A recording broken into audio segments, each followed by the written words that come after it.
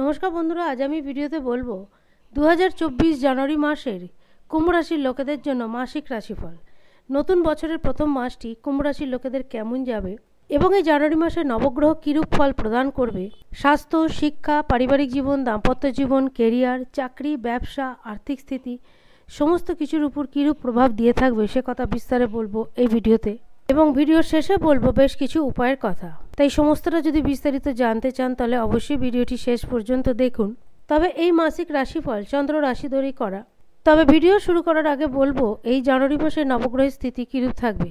প্রথম ভাব তথা লগ্নভাবে থাকবে শনিদেব, দ্বিতীয় ঘর অর্থাৎ ধনভাবের ঘরে থাকবে রাহু, তৃতীয় ভাব অর্থাৎ সাহস পরাক্রমের ঘরে থাকবে গুরু বৃহস্পতি, অপরদিকে একাদশ ভাব অর্থাৎ ধনু রাশি লাভভাবের ঘর যেটি, সেখানে থাকবে মঙ্গল ও সূর্যের দ্যুতি, দশম ভাব তথা কেরিয়ারের ঘরে থাকবে বুধ ও শুক্রের দ্যুতি, অষ্টম ভাবে থাকবে কেতু। প্রথমে বলবে এই জানুয়ারি মাসের স্বাস্থ্য কেমন থাকবে। আপনাদের রাশির অধিপতি হলো শনিদেব।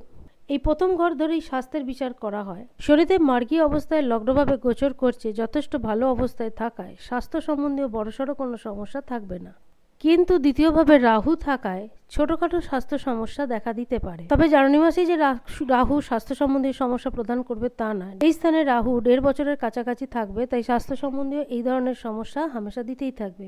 এবার বলবো এই জানুয়ারি মাসটা বিদ্যার্থীদের কেমন যাবে। বিদ্যা জিনিসটা বিচার করা হয় পঞ্চম ভাব ধরে, এবং কুম্ভ রাশির পঞ্চম ভাবের অধিপতি হলো বুধ। 8ই জানুয়ারি বুধ যখন রাশি পরিবর্তন করে ধনু রাশিতে গোচর করবে এবং সেখান থেকে বুধের সপ্তম দৃষ্টি যাবে পঞ্চম ভাবের ওপর। 8ই জানুয়ারির পর থেকে যখনই বুধের দৃষ্টি পঞ্চম ভাবে যাবে তখন কিন্তু বিদ্যার্থীদের উপর ভীষণ ভালো প্রভাব পড়তে থাকবে। উচ্চ শিক্ষা বলুন, কোনো প্রতিযোগিতামূলক পরীক্ষার জন্য প্রস্তুতি নিয়ে থাকেন বা অংশগ্রহণ করে থাকেন, তাহলে সেই দিক থেকে ভীষণ ভালো পরিণাম পেয়ে থাকবেন। একদিকে গুরুর উপস্থিতি, অপরদিকে মঙ্গল আর বুধ, এই তিনটি গ্রহের সম্মিলিত ফলে বিদ্যার্থীদের উপর ভীষণ ভালো ফল পড়তে চলেছে। এবার বলবো প্রেম জীবন কেমন যাবে। পঞ্চম ভাব লেখাপড়ার পাশাপাশি প্রেম জীবনেরও ঘর এবং সন্তানের ঘর। তাই একইভাবে 8ই জানুয়ারি যখন বুধ রাশি পরিবর্তন করবে, পঞ্চম ভাবে যখন বুধের সপ্তম দৃষ্টি যাবে, আপনারা আপনাদের নেচারকে কখনো চেঞ্জ করবেন না, একই থাকবে। এই সময় কুম্ভ রাশির লোকেদের বাণী এবং তাদের ব্যক্তিত্ব অপরকে আকৃষ্ট করতে পারবে, তাই প্রেম জীবনও যথেষ্ট ভালো যাবে। এবার বলবো কেমন যাবে দাম্পত্য জীবন। সপ্তম ভাব হলো দাম্পত্য জীবনের ঘর। সপ্তম ভাবের অধিপতি হলো সূর্য, যে গোচর করেছে একাদশ ভাবে। 14ই জানুয়ারি রাশি পরিবর্তন করে গোচর করবে আপনাদের দ্বাদশ ভাবে। 14ই জানুয়ারি পর থেকে দাম্পত্য জীবনে ছোটখাটো সমস্যা দেখা দেবে।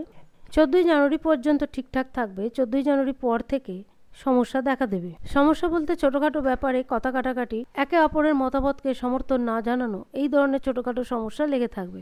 এবার বলবো পেশাগত দিক থেকে কেমন যাবে জানুয়ারি মাসটা।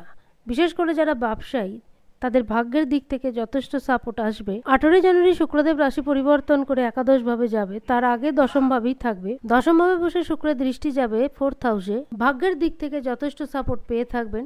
যত বড়ই কাজকর্ম হয়ে থাকুক না কেন, এই জানুয়ারি মাসে সেই ধরনের কাজকর্ম খুব সুষ্ঠুভাবে হয়ে থাকবে।